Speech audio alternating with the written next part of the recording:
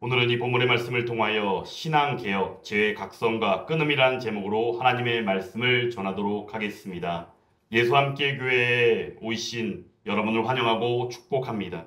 지난 주일 말씀을 통하여 제2성전이라고 불리우는 수룹바벨 성전이 완공되어지고 봉헌되어짐으로 비로소 찾게 된 것이 있음을 알았습니다. 그것이 바로 무엇이었습니까? 정체성이었고 사명이었습니다. 우리에게 성전은 무엇입니까? 우리 하나님 되신 예수 그리스도께서 우리의 성전이십니다. 그리고 우리들이 몸된 교회로서 또한 성전되었음을 우리는 알고 있습니다. 구약의 성전이 하나님의 임재와 영광으로서의 언약의 처소임 가운데 예수님께서 친히 성전 되심으로 충만한 은혜와 진리로 또한 그 영광을 보여주십니다. 우리들도 친히 그 영광을 드러내며 그리스도인이요 또한 그 삶으로서 사명을 감당하며 살아갑니다. 하나님의 거룩하심이 아무 흠도 없는 어린 양 되신 예수 그리스도로 말미암아 우리는 그리스도인이 되었고 그 가운데 거룩한 삶으로 성숙되어져 살아가고 있습니다. 지난 한 주간 그리스도인으로서 성령을 의지함으로 그 역사 안에서 증언되어진 하나님의 자녀의 삶을 사셨습니까? 그 삶은 비록 완전하지 않지만 거룩함으로 한 발 더 나아가는 성화의 삶이었던 줄 믿습니다. 이제 제1차 포로기한이 일어나고 80년이 지나서 제2차 포로기한이 시작되어진 시간입니다. 성전 재건이 마쳐지고 난 후에 60년이 지나서의 모습이기도 합니다. 제2차 포로기한 가운데 하나님께서 세우신 지도자는 에스라입니다. 에스라에 대해서 이렇게 말씀하는 것을 보게 됩니다. 에스라서 7장 1절 말씀. 이 일 후에 바사왕 아닥사스다가 왕위에 있을 때에 에스라라 하는 자가 있으니라. 여기서 이 일은 바로 성전 재건이 완공되고 봉헌되어지고 난 바로 그 뒤를 이야기하는 것입니다. 그리고 또한 에스라서 7장 6절 말씀에서는 에스라에 대하여 이렇게 말씀하는 것을 보게 되지요. 이 에스라가 바벨론에서 올라왔으니 그는 이스라엘의 하나님 여호와께서 주신 모세의 율법에 익숙한 학자로서 그의 하나님 여호와의 도우심을 입음으로 왕에게 구하는 것은 다 받는 자이더니라고 말씀합니다. 에스라는 누굽니까? 대제사장인 아론의 바로 16대 손이라고 에스라서 7장 5절에서 말씀하고 있는 것을 보게 됩니다. 그러므로 에스라도 똑같이 대제사장인 것을 우리는 기억해야 하는 것이죠. 우리가 방금 전에 들은 바 이 말씀을 통하여 볼 때 에스라는 누굽니까? 먼저는 바벨론의 포로로 잡혀온 그들 중에 한 사람인 것이 분명합니다. 그리고 두 번째로는 모세의 율법이요 하나님의 말씀에 익숙한 학자이기도 합니다. 그리고 또한 한 가지 되게 중요한 사실이 있다면 바로 그것은 왕에게 구하는 것은 무엇이든지 다 받는 자. 그런데 어떤 것을 통하여? 여호와의 도우심을 입음으로 말미암아. 여기서 우리가 그래서 에스라의 그 이름의 뜻을 발견하게 됩니다.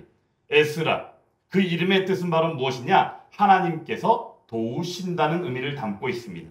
한번 따라해 보시겠습니다. 하나님께서 도우신다. 바로 그 이름이 에스라라는 이름의 의미입니다. 에스라를 지도자로 세워서 시행된 제2차 포로기한 허락한 왕은 바로 아닥사스다 왕입니다. 아닥사스다 왕도 마찬가지로 고레스 왕과 똑같이 또한 다리오 왕과 똑같이 조서를 내립니다. 에스라서 7장 13절에서는 이렇게 말씀합니다. 조서를 내려놓으니 우리나라에 있는 이스라엘 백성과 그들 제사장들과 레위 사람들 중에 예루살렘으로 올라갈 뜻이 있는 자는 누구든지 너와 함께 갈지어다 라고 말씀하는 것을 보게 됩니다. 이 내용을 통하여 볼 때 무엇을 보게 됩니까? 무엇을 기억해야 할까요? 제1차 포로기한을 통하여 바벨론에서 바로 예루살렘으로 귀환되어진 이들이 있었습니다. 그들의 숫자가 어림잡아 거의 5만 명에 가까운 49,897명인가 아마 이르는 숫자였습니다. 그런데 그 가운데 함께 동행하지 아니한 아직까지도 바벨론 땅에 남아있는 이스라엘 백성들이 있었음을 우리는 먼저 기억해야 합니다. 그들 가운데는 아마 여러 가지 이유가 있을 것입니다. 하나님의 말씀에 순종하지 아니한 것이 어찌 보면 역사의 주관자 되신 하나님의 은혜로 말미암아 회복되어지는 그 기한 안에서 주신 바 그 회복의 시간으로서의 주신 능력의 은혜가 이 시간에 그들에게 입혀졌는데도 불구하고 그 말씀에 따르지 아니한 가운데 그대로 남아 있었던 이들도 있을 수 있고, 말씀과는 전혀 상관없이 살아온 바 그들의 삶에 치중하여 있다 보니까 바벨론에서 예루살렘으로 돌아가기를 꺼려했던 이들도 있었을 것이다라는 사실입니다. 그런 가운데 하나님께서 허락하신 그 회복의 시간이 또한 임하여 제2차 포로 기한의 시간이 아닥사스다 왕의 조서를 통하여 내리게 되었다는 것이지요. 아닥사스다 왕이 실제 아닥사스다 왕이 조서를 내린 가운데에 그 조서를 내린 실제적인 목적이 무엇인지를 말씀에서는 기록하고 있습니다. 에스라서 7장 14절 말씀에서는 그 목적을 이렇게 이야기합니다. 유다와 예루살렘의 형편을 살피기 위하여라고 말합니다. 그러므로 아닥사스다 왕이 실제 내린 조서 가운데에 그가 내린 그 조서의 내용 속에서 발견하게 되어지는 바 바로 정치적인 목적이 있고, 또한 바사 제국을 이끌어 나아가기 위한 왕으로서 가지고 있는 야망과 여러 가지 포부 안에서 바로 조서를 내렸다는 것을 우리는 분명히 알게 됩니다. 그럼에도 불구하고 이 아닥사스다 왕의 조서가 고레스 왕에도 그렇게 하셨고 다리오 왕에도 그렇게 하신 것처럼 역사의 주관자 되신 하나님의 능력 안에서 이끄신 하나님의 그 회복의 시간 가운데에 그대로 나타난 조서였음을 우리는 또한 분명히 기억해야 합니다. 실제 포로 기한의 여정은 어떠한 시간이 걸렸을까요? 우리가 에스라서 7장 9절의 말씀을 통하여 볼 때 첫째 달 초하루에 바벨론에서 길을 떠났다고 이야기하는데 다섯째 달 초하루에 예루살렘에 이르렀다라고 말씀합니다. 그러므로 그 여정의 시간은 바로 한 4개월 정도의 시간이 걸렸을 것으로 우리는 유추할 수 있습니다. 그런데 그 여정은 순탄했을까요? 말씀을 통하여 볼 때 에스라 7장 9절의 말씀 가운데에 길을 떠난 시간과 또한 예루살렘에 도착한 시간을 일러주시며 하나님의 선한 손에 도우심을 입었다라고 말씀하는 것을 보게 됩니다. 그런 가운데 그 하나님의 선한 손에 도우심을 입은 바 여정이 분명하고도 확실하게 성공적으로 예루살렘에 도착하는 것으로 맞춰진 것을 우리는 분명히 보지만 그 가운데 순탄치만 않았음을 또한 말씀을 통하여 발견하게 된다는 것입니다. 에스라서 8장 31절 말씀에서는 이렇게 말씀합니다. 첫째 달 12일에 우리가 아하와 강을 떠나 예루살렘으로 갈새 우리 하나님의 손이 우리를 도우사 대적과 길에 매복한 자의 손에서 건지신지라 라고 말씀하고 있다는 사실입니다. 하나님의 사람이요 하나님께서 회복하시는 그 과정 가운데 있는 백성들 가운데에서도 항시 도사리고 있는 것이 대적자들이고 그들을 넘어뜨리고 그들의 일을 방해하기 위한 바로 방해하는 매복자들의 모습이 분명히 있었다라는 사실입니다. 그럼에도 불구하고 그들은 어떠합니까? 하나님의 계획은 단호합니다. 그리고 하나님의 보호하심과 도우심은 분명합니다. 그러므로 말미암아 그들의 손길로부터 어떻게 하셨습니까? 건지신 우리의 하나님. 그러므로 하나님의 능력은 대단하십니다. 그리고 하나님의 약속은 반드시 이루어 가시지요. 이 안에서 우리는 하나님의 사랑을 발견하게 됩니다. 하나님의 능력을 발견하게 됩니다. 그리고 입혀진 바 하나님의 은혜 아니면 살 수 없는 하나님 백성의 모습들을 보게 된다는 사실입니다. 바로 그가 이 시간 예배를 드리고 있는 저와 여러분들이라는 사실입니다. 하나님의 은혜요 하나님의 능력으로 말미암아 한 주간의 삶도 또한 능히 이기고 이 자리에 예배자로 나와 있다는 사실입니다. 에스라는 귀환하고 난 뒤에 이스라엘에게 신앙 교육을 시키기로 결심합니다. 에스라서 7장 10절 말씀에서는 그 내용을 분명하게 결심하는 내용으로서 기록하고 있는 것을 보게 됩니다. 에스라가 여호와의 율법을 연구하여 준행하며 율례와 규례를 이스라엘에게 가르치기로 결심하였더라. 아멘. 그런데 이 모든 것이 아닥사스다 왕의 조서 가운데 있는 내용이었음을 우리는 분명히 알아야 합니다. 에스라가 그냥 단순하게 내가 예루살렘에 돌아가기만 하면 내가 모세의 율법에 익숙한 자요 하나님의 은혜 가운데 살아온 바 그 은혜를 전하고 하나님의 말씀을 분명히 그들에게 가르치고 교육하는 시간을 가질 거야 라고 마음을 먹었을 수도 있습니다.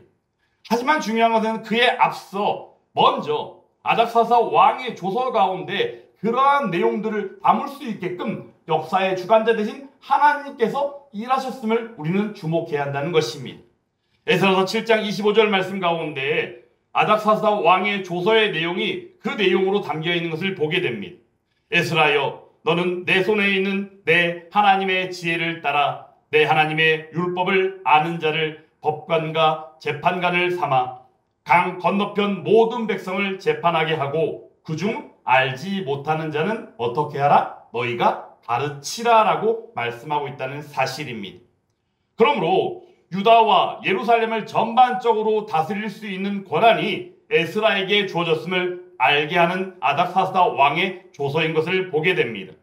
왕의 조서의 내용은 하나하나 보면서 우리가 반드시 기억해야 할 것이 있는데 그것은 하나님께서 어느 것 하나라도 반듯하게 하시기 위하여 아닥사스다 왕의 정치적인 목적을 위한 조서가 분명해 보이기는 하지만 그럼에도 분명한 것이 바로 하나님의 선하신 도우심이 회복해 하신 예루살렘을 위한 전 영역에 걸친 하나님의 보호하심의 역사라는 사실입니다.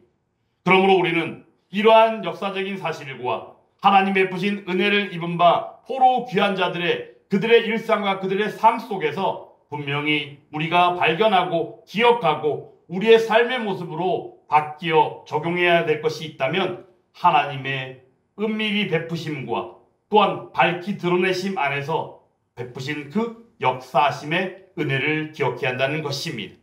이제 예루살렘에 도착했습니다. 그리고는 헌신으로서의 번제를 하나님께 드립니다.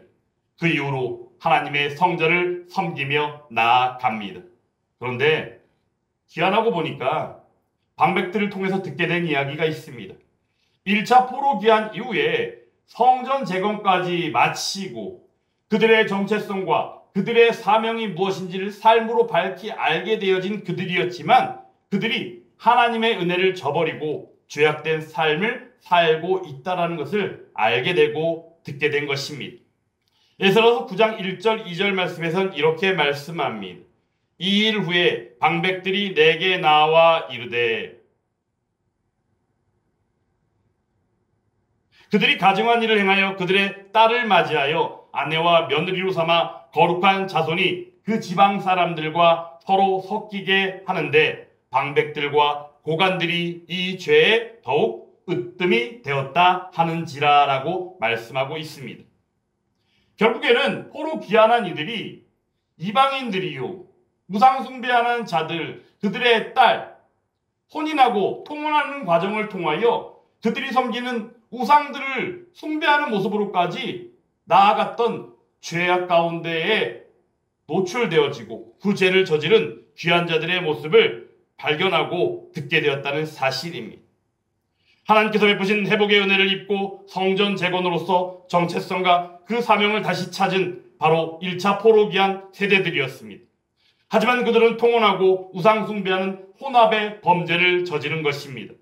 죄의 문제는 성경을 통하여 본 바 아담의 원죄 이후에 지속적으로 보게 되는 반복의 역사입니다. 이는 죄로 철저하게 점철된 악순환의 역사이기도 합니다. 우리는 여기서 한 가지 중요한 사실을 기억해야 합니다. 예수님께서 왜 몸을 입고 오셨는가?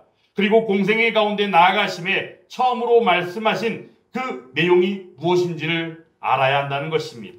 그 내용이 바로 무엇입니까? 예수님은 하나님의 영원하신 계획 안에 있는 구원자로 오신 우리의 하나님이십니다. 그러므로 그 이름조차도 예수라 하라라고 말씀하신 것을 보게 됩니다. 마태복음 1장 21절 말씀에서 아들을 낳으리니 이름을 예수라 하라. 이는 그가 자기 백성을 그들의 죄에서 구원할 자이심이라 하니라라고 말씀하고 있는 것을 보게 됩니다. 그리고 마태복음 4장 17절 말씀을 통하여 본 바 이때부터 예수께서 비로소 전파하여 이르시되 무엇이라 말씀하십니까? 회개하라. 천국이 가까이 왔느니라 하시니라 라고 말씀하는 것을 보게 됩니다. 이처럼 인간 가운데 사람 가운데 입혀진 죄의 문제는 스스로 해결할 수도 없고 또한 그 죄가 죄를 낳고 점철되어짐 가운데 하나님의 저주요 하나님의 심판이요 먼저는 죄와 사망의 권세 가운데 눌려있는 그들의 모습을 우리는 분명히 똑똑히 보고 있다는 사실입니다. 예수님은 우리의 죄를 사하시기 위하여 우리에게 오셨습니다. 이는 하나님께서 우리를 향하신 크신 사랑이기도 합니다. 그러므로 죄의 문제는 늘 우리에게 중요하다는 것을 우리는 다시 한번 기억해야 합니다. 적과 꿀이 흐르는 약속의 땅이요 가나안 땅에 들어갈 때에도 이스라엘을 향하여 예수님께서 동일한 죄를 범할 수 있음에 대하여 경고하시고 그 일을 그렇게 하면 안 된다라고 말씀하신 가운데 해야 할 것과 하지 말아야 될 것을 분명히 일러주신 것을 우리는 기억합니다. 신명기 7장 1절로부터 4절의 말씀에서 드러나 있는데 내 하나님 여호와께서 너를 인도하사 내가 가서 차지할 땅으로 들이시고 그 가운데 너보다 많고 힘이 센 7족속을 쫓아내실 때에 내 하나님 여호와께서 그들을 내게 넘겨 내게 치게 하시리니 그때 너는 그들을 어떻게 하라? 진멸할 것이라 라고 말씀합니다. 그들을 진멸해야 되면 바로 이유가 무엇입니까? 그들이 가지고 있고 그 가나안 거민 족속들 가운데 있는 혼합되어짐과 우상숭배하는 그러한 것들이 그들에게 악한 영향력으로 끼쳐질 것을 하나님께서는 미리 아신 바 그 순수성이요 정체성을 지키시기 위하여 하나님께서 그들에게 미리 알리시고 할 것과 하지 말아야 될 것을 분명히 일러주셨다는 사실입니다. 그럼에도 그들은 죄를 범한 것입니다. 죄는 하나님께서 가장 미워하시고 경멸하시는 것입니다. 그러므로 죄는 반드시 해결되어야 될 문제이기도 합니다. 이에 에스라는 나아가 어떻게 합니까? 하나님께 자복하는 마음으로 기도합니다. 그가 저지른 죄가 아님에도 불구하고 그는 우리의 죄악이라고 아뢰며 회개하며 나아가는 것을 보게 됩니다. 여기서 우리는 금송아지를 만들어 우상 숭배하는 가운데 모세를 기다리고 있던 바로 출애굽한 이스라엘. 근데 그런 이스라엘을 향하여 하나님께서 어떻게 하셨습니까? 진노하셨습니다. 그런데 모세가 이때 어떻게 합니까? 하나님 앞에 자복하고 회개하며 자신의 죄라 여기며 그렇게 하나님 앞에 나아가 기도하였던 것을 보게 됩니다. 모세의 그 마음, 바로 지금 이 시간 에스라의 마음과 똑같은 마음임을 우리는 기억해야 합니다. 그러므로 하나님께서 세우신 지도자는 모든 생각과 삶이 하나님께 집중되어져 있다는 사실을 우리는 분명히 알아야 합니다. 그리고 그 마음은 어떻게 합니까? 함께하는 백성들이요 사람들에게 집중되어져 있습니다. 그러므로 그들의 죄를 알았을 때에 그 자신도 포함해서 우리로서의 죄에 대한 자복하는 마음과 회개의 기도가 가능했던 것입니다. 에스라는 이 일을 듣고 속옷과 겉옷을 찢었습니다. 그리고 머리털과 수염을 뜯었습니다. 그리고 기가 막혀야 하는 모습을 말씀을 통하여 보았습니다. 그리고는 기도합니다. 처절하고 비통한 심정입니다. 믿을 수 없는 광경을 목격한 순간 느끼는 처절함이기도 합니다. 왜냐하면 하나님의 크신 은혜를 저버린 자들의 현실이 죄악으로 점철되어 분별이 없는 죄를 범하는 일상의 연속이기 때문입니다. 에스라는 하나님을 알고 있습니다. 그리고 하나님을 찬양하며 신앙을 고백합니다. 그리고 죄인들을 대표하는 마음으로 자신들의 현 상황을 있는 그대로 고백합니다. 에스라서 9장 15절의 말씀입니다. 이스라엘 하나님 여호와여 주는 의로우시니 우리가 남이 피한 것이 오늘날과 같사옵건을 도리어 주께 범죄하였사오니 이로 말미암아 주 앞에 한 사람도 감히 서지 못하겠나이다 하니라 라고 말씀합니다. 죄를 그대로 안고서는 의로우신 하나님 앞에 설 수가 없습니다. 하나님과 죄는 함께할 수 없는 것입니다. 그런데 하나님의 백성이요 그 은혜를 입어 회복된 이들이 죄와 함께하고 있는 것입니다. 이 말을 바꾸어 말하면 하나님과 함께하고 있지 않다라는 것이에요. 신앙교육을 결심한 에스라는 범죄한 그들을 향해서 이제 신앙개혁을 하고자 합니다. 그 내용은 두 가지입니다. 오늘 말씀의 제목입니다. 죄의 각성과 죄의 끊음입니다. 오늘 말씀 우리가 읽은 본문 말씀은 에스라 10장의 말씀이었습니다. 하지만 지금 이 시간 제2차 포로기한의 역사에 대하여 하나하나 소상하게 여러분에게 말씀을 전하고 있습니다. 그 가운데 비로소 귀한 자들의 죄악된 그 모습을 알게 된 에스라가 회개 기도하며 그 안에서 신앙개혁을 결심하며 신앙개혁하는 내용이 바로 에스라서 10장을 통하여 나타나 있다는 것입니다. 오늘 말씀 1절에는 에스라가 엎드려 울며 기도하며 죄를 자복할 때에 큰 무리가 그 앞에 모여 크게 통곡했다고 말씀하는 것을 보게 됩니다. 지도자의 회개의 눈물이 온전히 백성들의 회개의 눈물로 확장되어져 나아간 것입니다. 이것이 바로 무엇입니까? 바로 성령 하나님의 역사라는 사실입니다. 하나님께서는 바로 지도자의 눈물의 기도 가운데 회개하는 그 마음 가운데 더 나아가 우리의 죄악이라고 죄를 짓지 아니했음에도 불구하고 자신의 죄로 여기며 하나님 앞에 아랠 때 그 마음을 들으시고 그 마음을 이렇게 아시는 바 하나님께서 백성들에게 역사하심으로 말미암아 다 함께 나와 크게 통곡하며 하나님 앞에 회개하는 시간을 가질 수가 있었던 것입니다. 이는 그 마음을 아시는 하나님께서 친히 역사하심이요 성령께서 주시는 은혜라는 것입니다. 2절 말씀에서 하나님께 범죄한 것이 무엇인지를 다시 한번 알게 하는 내용이 분명하게 나오죠. 그것은 바로 뭐예요? 이 땅 이방 여자를 맞아요 아내로 삼은 것입니다. 그런데 그런 이스라엘에게 아직도 소망이 있다고 한 사람이 있어요. 그의 이름은 뭐예요? 스가냐라는 사람입니다. 그는 오늘 읽은 본문 이후에 나오는 내용 가운데 이방 여자와 결혼한 남자들의 명단이 나와 있는 것을 보게 되는데 그 명단 가운데 보면 스가냐라는 이름이 나오지 않습니다. 그러므로 실제 귀한 자들이 지은 이방 여인과 결혼하고 그들이 섬기는 신을 섬기는 우상 숭배하는 죄를 저지른 자들과 다른 죄짓지 아니한 스가냐의 모습을 우리는 발견하게 되죠. 이 또한 에스라의 마음이요 에스라의 모습과 똑같은 모습이기도 합니다. 여기서 소망이 있다는 것은 왜 그랬을까요? 바로 그것은 돌이키고 회개할 수 있는 성령의 역사의 현장에 있기 때문이다라는 사실입니다. 그러므로 하나님의 사람이요 세우신 자들과 함께하는 바로 그들. 그러므로 스가냐가 에스라의 가르침을 따라 하나님과 언약을 세우고 율법대로 행할 것을 결단하는 것은 당연한 일입니다. 여기에 에스라가 무리들에게 맹세하게 합니다. 하지만 거기서 그치지 않고 그들의 죄로 말미암아 근심하는 마음은 지도자에게 계속되는 것을 우리는 보게 됩니다. 그들의 죄를 근심하고 더 나아가 먹지도 아니하고 마시지도 아니하며 금식하며 그들의 죄를 근심하는 에스라의 모습. 여기서 우리는 무엇을 발견하게 됩니까? 죄는 처절하고 비통한 심정을 가질 수밖에 없다는 것이에요. 그 죄를 지었던 그 죄를 짓지 아니했던 간에 죄를 바라보는 눈은 하나님의 백성이 하나님의 사람이라면 당연히 동일함으로 나타난다는 것입니다. 에스라는 그들의 죄를 근심하며 금식하는 가운데 예루살렘으로 모이라고 공포합니다. 더군다나 3일 내에 오지 아니하면 처벌하겠다라고까지 이야기합니다. 그리고는 그 처벌이 무엇입니까? 그들이 가지고 있는 것을 뺏고 그런 가운데 예루살렘 총회요 함께하고 있는 그들의 모임에서 나아가게 추방하는 것이었습니다. 만약 이 처벌을 받게 된다면 매우 무겁고도 두려운 처벌일 것입니다. 왜냐하면 한순간에 울타리를 잃어버리게 된 것과 똑같기 때문입니다. 사람들이 3일 만에 예루살렘에 모입니다. 이제 신앙 개혁의 시간입니다. 먼저 죄를 알게 하는 각성의 시간입니다. 에스라 10장 10절 말씀입니다.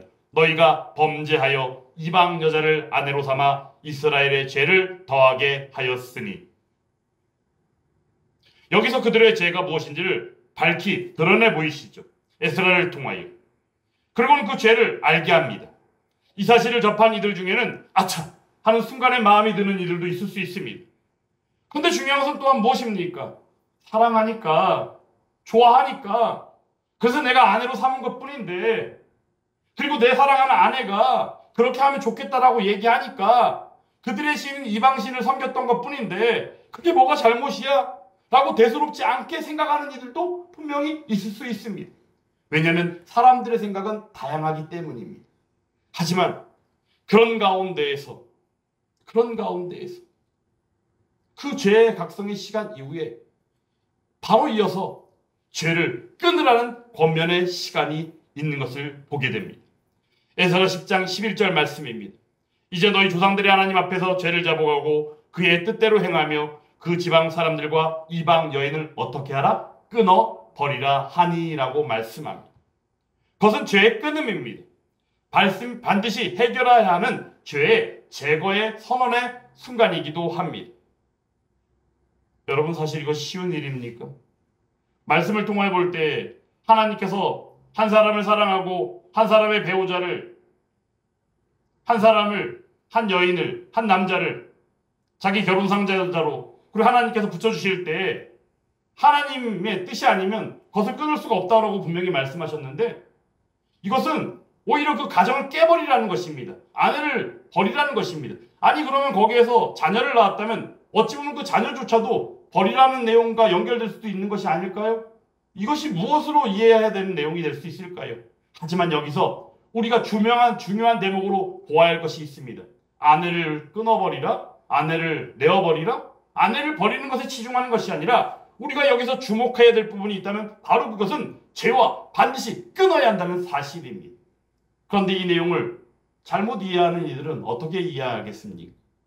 그래도 내 아내로 맞았는데 내 사랑하는 아내를 버리라? 가정을 깨버리라? 어찌 하나님께서 이렇게 하십니까? 라고 잘못 오해하고 이해하는 이들도 분명히 있을 수 있다는 사실입니다. 왜냐하면 요즘 이 시대는 인간 중심으로 바라보는 그 시각이 중대하게 보여지는 이때가 아닙니까? 그러다 보니 하나님의 마음이 무엇인지, 하나님의 뜻이 무엇인지, 하나님의 말씀이 어떠한지에 대하여 보려고 하지 않고 오히려 내 중심, 우리가 살아가는 삶의 방식에 치중하는 것이 요즘 시대 우리들의 모습이기 때문입니다. 그러므로 이 말씀에 대하여 흠을 잡고 이 말씀에 대하여 오해하고 바라보는 바 어찌 하나님께서 아내를 버리라라고 말씀하실까라고 그 물음표를 던지는 이들도 분명히 있을 수 있다는 사실입니다. 오히려 그들을 용서하고 그냥 하나님께서 받아주시면 안 될까? 이렇게 이해하는 이들도 있을 수 있다는 것입니다. 하지만 사랑하는 예수함교회 성도들이여, 저를 포함해서 여기서 단호하게 분명하게 보아야 할 것은 바로 무엇입니까? 죄를 각성하는 시간이요, 그 가운데 죄를 제거하고 죄를 끊는 선언의 선포가 이 시간이라는 것을 우리는 분명히 알아야 합니다.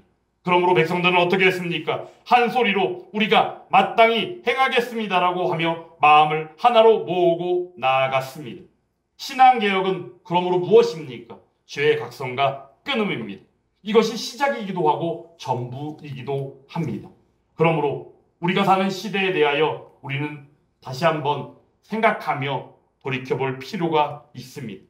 저는 이 시대, 우리가 살고 있는 이 시대를 향하여 죄인식이 많이 약해진 시대라고 여깁니다. 죄인식도 없고 오히려 어떠한 범죄를 했어도 그 범죄가 내 행복과 내 만족을 위하여 저지른 것이고 어느 누가 내 만족과 내 행복을 가로막고 방해하는 일이라면 그것이 범죄라 할지라도 아무 거리낌 없이 저지르고 보는 이 시대의 모습 안에서 우리는 약해진 죄인식의 모습을 우리는 분명히 밝히 볼 수 있어야 한다는 것입니다. 이기적인 모습입니다. 이기적인 모습이 극단적으로 나아가 지배적으로 요즘에 나타나고 있다는 사실입니다. 더 나아가서는 어떠합니까? 오히려 악이 선으로 둔갑하는 시대입니다. 그리고 그 가운데 어떻게 합니까? 자신들의 편이라면 한없이 덮어주고 한없이 힘이 되어주지만 자신들의 편이 아니라면 제 아무리 좋은 일이고 좋은 이야기라 할지라도 일단은 거기에 대하여 뭐랍니까? 불평하고 거기에 대해 반대하고 보는 것이 요즘 시대 우리 현실의 모습이 아닙니까? 그러므로 우리는 이 안에서 분명히 기억해야 합니다. 죄인식이 많이 약해진 시대를 살아가고 있는 우리들이 오늘 에스라를 통하여 본 바 제2차 포로기한의 역사 가운데 신앙 교육을 결심하였지만 실제 범죄한 그들 때문에 그들의 모습을 밝히 알게 된 바 신앙 개혁으로 나아가 죄의 각성과 죄의 끊음을 선언하고 선포하며 하나님과의 바른 관계로서 온전히 다시 한번 회복하는 시간을 가지게 되었던 바로 이스라엘. 그러므로 이러한 일들이 오늘 이 시대를 살아가고 있는 예수와 함께 계속한 성도들 가운데서도 분명히 알고 우리도 반듯하게 하나님 안에서 바라볼 수 있어야 한다는 것입니다. 오늘 에스라는 신앙교육을 결심했습니다. 이 신앙교육 안에서 본바 신앙개혁까지 단행한 에스라. 우리에게 신앙교육은 어떤 의미일까요? 신앙교육하면 우리는 가장 쉽게 떠올리는 게 성경 공부를 떠올립니다. 성경 공부. 우리가 지식으로만 채워가는 성경 공부. 과연 그것이 우리에게 신앙교육이라고 말할 수 있을까요? 그러므로 우리는 여기서 한 가지 중요한 사실을 발견하게 되는 것이 바로 무엇이냐면 그 뒤에 이어지는 적용까지도 우리는 반듯하게 볼 수 있어야 한다는 것입니다. 하나님께서는 오늘도 말씀해 주셨고 이 말씀을 도용하여 본 바 우리에게 분명한 것을 일러주시는데도 불구하고 우리는 우리의 입맛에 맞추어 이것은 그렇고 저것은 저렇고라고 생각하며 뜯어 맞추려고 하는 것이 요즘 시대 우리들의 모습인 한 부분이기도 하다는 것을 우리는 알지 않습니까? 그러므로 성경 공부 안에서도 우리가 볼 때 하나님의 말씀을 바르게 아는 가운데에서 그 말씀을 통하여 바르게 적용하는 삶까지도 우리가 보는 것이 중요하다는 것입니다.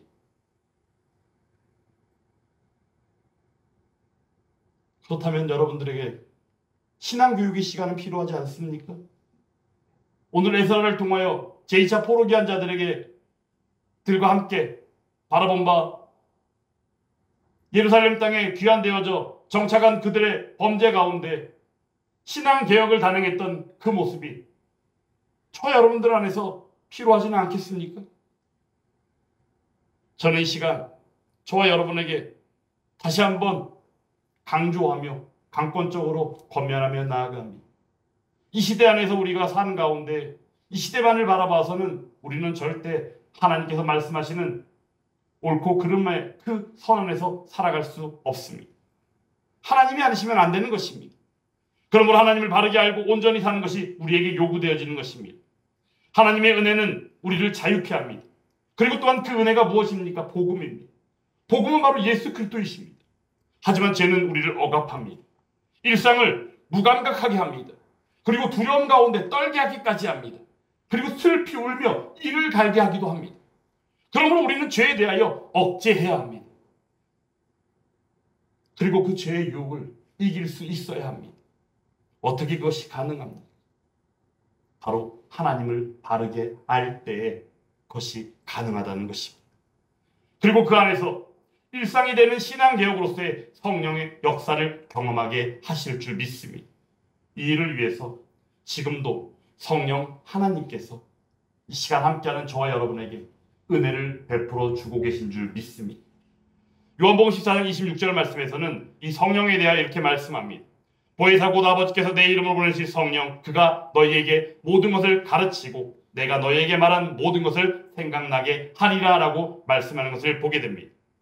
그가 너희에게 모든 것을 가르치고 여기서 말하는 모든 것은 바로 무엇입니까? 하나님의 말씀입니다. 하나님의 뜻입니다. 하나님의 일하심입니다. 하나님의 역사입니다. 하나님의 능력입니다. 그리고 또한 예수님께서 제자들에게 말한 그 모든 것이 바로 무엇입니까? 궁극적으로 천국 복음입니다. 그러므로 이 시간 성령께서 베푸신 그 은혜 안에서 늘 일상생활 안에서 주어지는 신앙개혁이 죄의 각성과 죄의 끊음과 죄의 유혹 가운데 이기는 것, 더 나아가 그 죄의 유혹을 이기지 못하여 범죄했을 때 그 범죄한 마음을 그대로 안고 나아가는 것이 아니라 때로는 양심의 가책으로 더 나아가서 성령께서 주시는 마음을 통하여 회개하며 하나님 앞으로 온전히 다시금 돌이켜 나아가는 그 은혜를 받아 누리게 된다는 것을 우리가 기억하며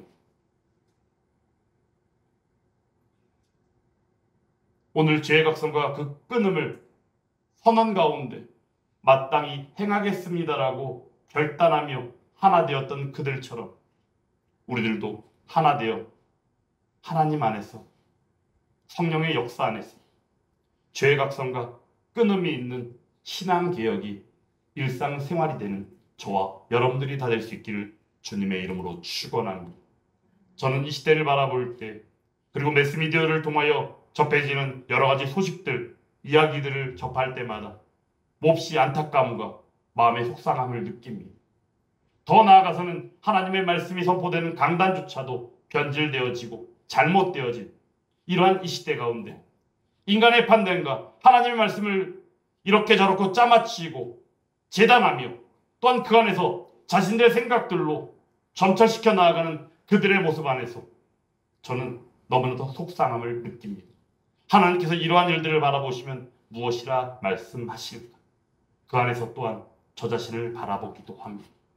사랑하는 여러분, 오늘 말씀으로 본 것처럼 모세의 마음, 에스라의 마음이 저의 마음이 될 수 있기를 위해서 기도해 주시기 바랍니다.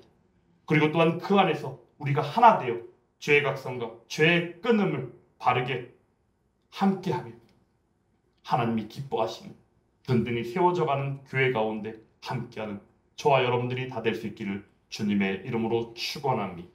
요즘 시대 강단 가운데 잘못된 하나의 신학의 논쟁 가운데 몇 주 전에도 한번 말씀드린 적이 있었는데 그 가운데 정말 더 어처구니 없는 이야기 하나만 더 소개하고 말씀을 마치도록 하겠습니다.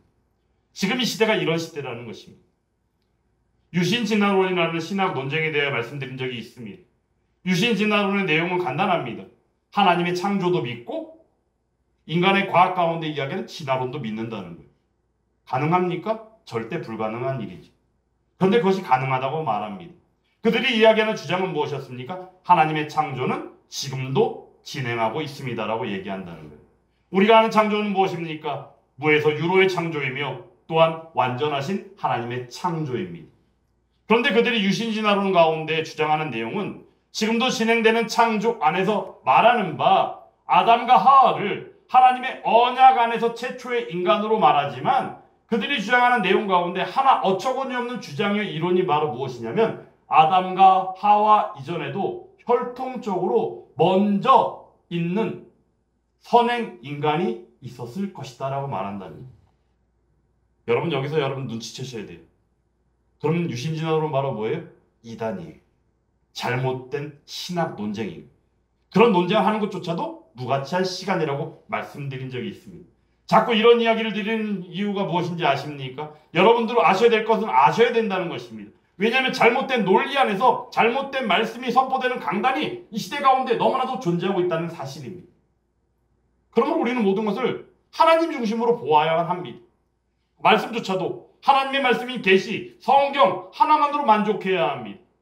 이 안에서 우리가 보아야 되는 것은 바로 무엇입니까? 연결되어진 무엇인가를 우리의 이성적인 판단과 사고와 그리고 이 시대 가운데 나타나고 있는 과학적인 그 과학세계 안에서 여러 가지를 해석하고 접근하려고 하는 그런 시도, 어찌 보면 필요한 시도일 수도 있습니다. 하지만 잘못된 방향으로 나아간다면 바로 무엇입니까? 그러한 시도조차도 끊는 것이 당연하다는 것입니다. 그러면 여러분들에게 이런 이야기를 드리면서 다시 한번 강조하고자 하는 것은 바로 무엇일까요? 오직 하나님 안에 있을 때 우리는 바르게 살아갈 수 있습니다.